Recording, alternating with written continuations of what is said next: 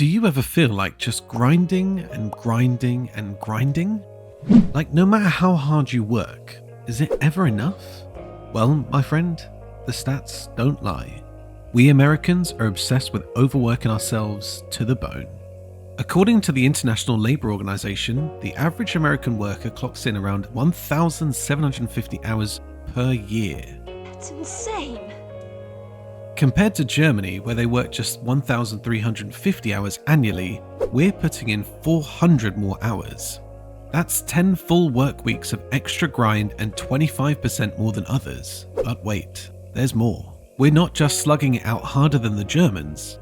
American workers are also outpacing our friends in Australia, the UK, Sweden, Belgium, and France when it comes to hours spent on the clock. And we're doing this at almost zero benefit compared to what they are. Now, you might be thinking, well, duh, we're just built differently. Hard work is the American way. Well, truly, our productivity has risen since the 1950s. However, at the same time, our wages stagnate. Yet, instead of working less, we're still killing ourselves at the same tough pre-60s levels. It makes you wonder, what's the payoff here?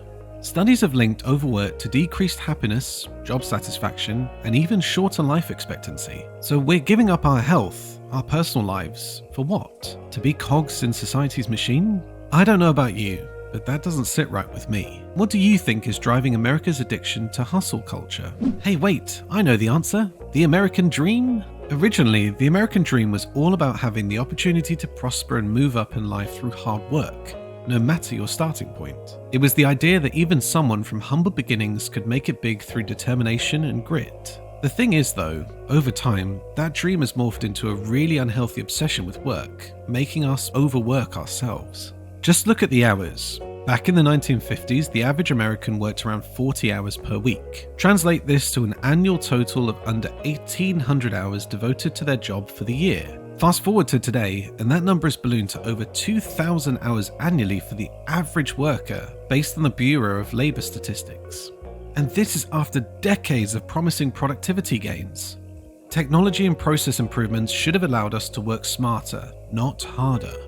However, companies continue piling on the workload instead of leveraging those efficiencies for more leisure time. Employment has become more about face time than actual output. It's like the American dream has been rebranded as some sort of perverse hustle fantasy. We're not sold on putting in an honest day's work to get ahead. No. Now, success is coveted by those burning the midnight oil, sacrificing their personal lives and well-being as at the altar for their jobs. Just take a look at the statistics from the Families and Work Institute. In 1977, only 45% of Americans agreed with the statement, "Work is the most important aspect of my life." Jump to 2008, and that percentage skyrocketed to 66% feeling that way. The dream went from a noble pursuit of prosperity to an outright unhealthy obsession with our occupations. Now, you might be thinking, well, sure, some people did make it big back then by really putting in that work, proving the dream was attainable. And yeah, there were some classic rags to riches stories of determined folks hitting it big through sheer grit and grind. But let's be real, for the most part, that was more myth than reality. The pipeline to prosperity was never as open as those folklore tales made it seem. Much of that overwork propaganda also aligned with corporate and capitalist interests at the time. It's like the endless hustle mindset became so ingrained that we just accepted working crazy hours as the new norm, while companies maximize profits off our labor. The whole system is low-key designed to keep costs down by overworking and underpaying people. And on our side, we've completely tied our self-worth and status to this obsession with grinding harder than the next person and out-consuming each other. Keeping up with the Joneses has become a rat race fueled by capitalism, materialism, and ego. We feel like we have to kill ourselves at work just to afford basic things like a decent place to live or any hope of a comfortable retirement someday. And a lot of jobs in America straight up suck these days, with practices like unpaid overtime, unreasonable workloads, lack of worker protection or benefits. They dangle this American dream carrot of freedom and opportunity, but it's really just an illusion meant to keep us on the hustle treadmill. True freedom would mean having options outside of just picking which burger to eat or which car payment to sign up for. At the core, our whole culture has been shaped around rampant consumerism, always chasing that next shopping high or hit of dopamine without addressing the deeper emptiness and disconnection it breeds. That's why you see so many people absolutely miserable, getting by on vices or resorting to desperate measures like crime just to get a few inches ahead in this cutthroat rat race we're forced into. The despair and isolation are a direct byproduct of how corrupt and backwards the whole system is. This makes us wonder less why America tops the world in two things: GDP and prison incarceration. It's like we're all just renters in our own lives, constantly having to dance and hustle harder just to barely get by. Do everything they ask, take on ridiculous unpaid workloads, mandatory overtime, endure terrible conditions and lack of protections, or risk becoming one of the permanent underclass in a year. The worst part is it's all meticulously calculated for maximum exploitation. They want to keep us just comfortable enough to stay motivated as a worker drone, but never so comfortable that you break free of the need to overwork and overconsume as a survival mechanism. That's why there's so much systematic effort to program folks into a victimized fear-based mentality, make you afraid of weapons for self-defense, distract you with pop culture and petty divisions so you never address the real injustices, burden you with debt and dependence on the system from birth. It's a slow, steady indoctrination into wage slavery and corporate feudalism under the guise of freedom.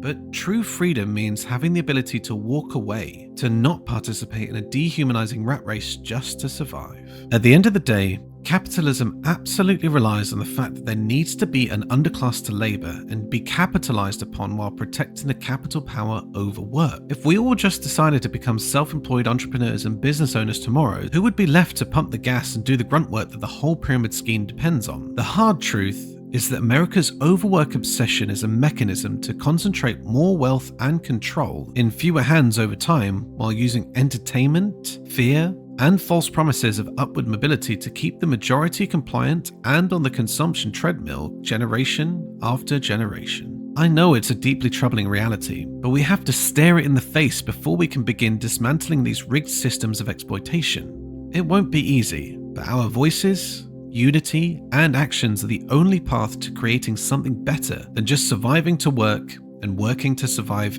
endlessly. So, with that insane pace as the backdrop, it's really interesting to see how the newest generation in the workforce, Gen Z, is pushing back against that notion that we all just need to accept this grind as the norm. If you're on TikTok, you've probably seen trends like the lazy girl job or bare minimum Mondays sparking debates about work ethic across generations.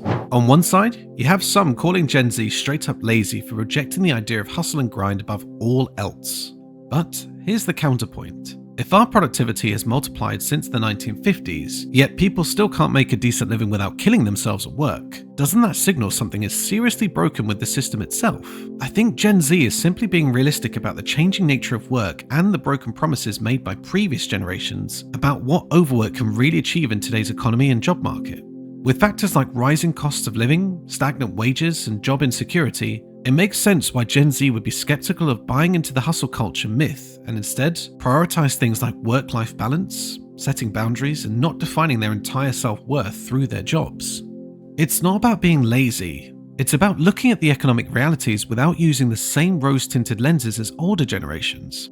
If the corporate dream job doesn't really exist for most, why not embrace rest, fulfillment, and holistic living instead of an endless grind? That's part of why you're seeing a resurgence in labor movements, with Gen Z showing higher support for unions compared to previous generations. They seem to grasp that only collective worker solidarity can hold corporations accountable in this ultra-capitalist environment. There's even growing advocacy for concepts like the 4-day work week, tested across countries like the US, Japan, New Zealand, and Iceland based on the premise that we can maintain productivity with less time devoted strictly to labor. At the end of the day, Gen Z isn't lazy. They're just examining the overwork status quo with a more skeptical, pragmatic lens based on the economic realities they're inheriting. And who can really blame them for demanding something better than what previous generations got sold on? Let's bring this all home. America's obsession with overwork and hustle culture runs way deeper than just a few misleading success stories. It's a reality of how our entire system has been engineered to overwork, underpay, and exploit the majority for the benefit of a small elite class.